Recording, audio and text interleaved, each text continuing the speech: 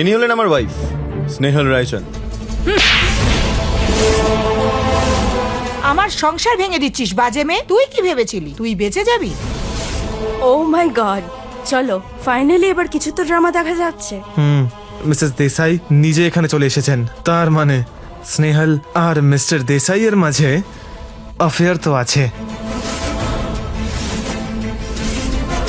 আপনি ভুল বুঝছেন, আমি তো কিছুই ভুল ভাবছি? আমি ভুল ভাবছি? তুই আমার স্বামীর অফিসে এসে তার সাথে অ্যাফেয়ার করছিস আর আমি ভুল ভাবছি? তোমার মতন মেয়েদের আমি খুব ভালোভাবে চিনি।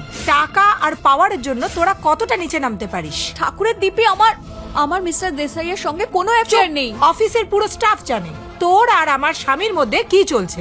যদি সবাই জেনে থাকে যে আপনার স্বামী আর আমার মধ্যে কি চলছে, তার কোনো প্রমাণ তো থাকবেই। তুমি এত দামি ডিজাইনার ড্রেস পরেছো, আর কি প্রমাণ চাই? হ্যাঁ, আর এমনিতেও মিস্টার দেশাই ছাড়া তোমার জন্য এরকম ড্রেস কে কিনে দিতে পারবে? এই পোশাকটা আমাকে আমার হাজবেন্ড দিয়েছে, আমার হাজবেন্ড আমাকে গিফট করেছে। স্নেহাল, ফালতু কথা বলা বন্ধ করো। আমরা সবাই জানি তোমার হাজবেন্ড সামান্য সাফাই কর্মী। ও সারা জীবন কাজ করে কিংবা নিজেকে বিক্রি করেও তোমার জন্য এইসব ড্রেস কিনতে পারবে না, বুঝলে? আমাদের কোম্পানিতে তোমার মতো ক্যারেক্টারলেস মেয়ের কোনো প্রয়োজন নেই। আচ্ছা, আপনাদের সবার কাছে আমার ক্যারেক্টার নিয়ে বলার অনেক কিছু আছে, তাই না? আপনারা সবাই জানেন আমি কোন ক্যারেক্টারের মেয়ে। যখন আমি বলেছি যে আমার মিস্টার দেশাইয়ের সঙ্গে কোনো অ্যাফেয়ার নেই, তখন আপনাদের মধ্যে কেউ কোনো প্রমাণ কেন দিতে পারছে না? আমি না একটা জিনিস বুঝতে পেরেছি, ঠাকুরের দিব্যি বলছি, আপনাদের মতো লোক যেভাবে মানুষদেরকে দেখেন, আপনারা তাদেরকে সেভাবেই দেখবেন, আর আপনারা সবাইকেই ভুল মনে করেন। কিন্তু আমার তাতে কিচ্ছু যায় আসে না।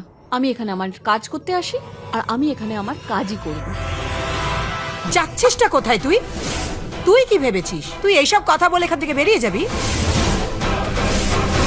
এখন দেখ আমি তোর কি অবস্থা করি। আমার স্বামীর দেওয়া ড্রেস, টাকা, হ্যাঁ তোর এই জামা কাপড় আমি নিয়ে নেবো। এটা কি যখন বলছেন তোর আপনি? শরীরে কোনো কাপড়ই থাকবে না, তখন তোর সত্যিটা সবাই জেনে যাবে। একজন মহিলা হয়ে এটা আপনি অন্য মহিলার সঙ্গে কি করে করতে পারেন? বাজে মেয়ে কথাকার, লজ্জা তো তোর হওয়া উচিত।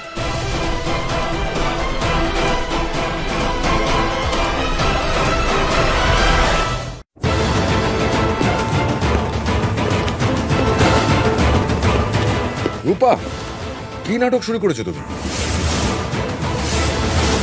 আমি বলছি হাত ছাড়ো। আমি নাটক করছি? হ্যাঁ আমি? এই মেয়েটার চক্করে তুমি আমাকে কথা শোনাচ্ছ? এর এখন আমার থেকে বেশি গুরুত্ব হয়ে Shut গেছে। up!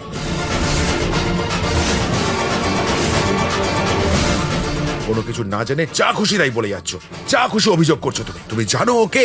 যখন জানতে পারবে তখন খুব পস্তাবে। আমি দোষারোপ করছি আর তুমি তুমি পুরো স্টাফের সামনে আমাকে ভুল বলছো এই মেয়েটার চক্করে। আমি ওকে বাঁচাচ্ছি না কোনোভাবে।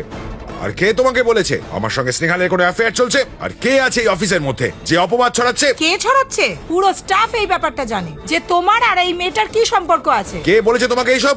কে আছে এখানে? সামনে এসো একবার। আমি নিজের কানে শুনেছি এখানে কি স্পেশাল ট্রিটমেন্ট দেওয়া হয়, আর এমনিতেও একে দেখতেও সুন্দর। সেই জন্য আপনি মিসেস দেসাইকে ঠকানোর আগে একবারে ভাবলেনও না? কি সুপারভাইজার মিনা, আমি ঠিক বলছি তো? এমনিতে তো আমি কিছু বলতে চাই না, কারণ এটা মিস্টার দেসাইয়ের পার্সোনাল ম্যাটার। কিন্তু হ্যাঁ, এই মেয়েটা কোম্পানিতে স্পেশাল ট্রিটমেন্ট পায়। আমরা কেউ কখনো জয়নিং এর বোনাস পাইনি, কিন্তু এই মেয়েটাকে 50,000 বোনাস দেওয়া হয়েছে, যেখানে ওর স্যালারি 30,000। তো মিস্টার দেশাই কিছু বলতে চান আপনি?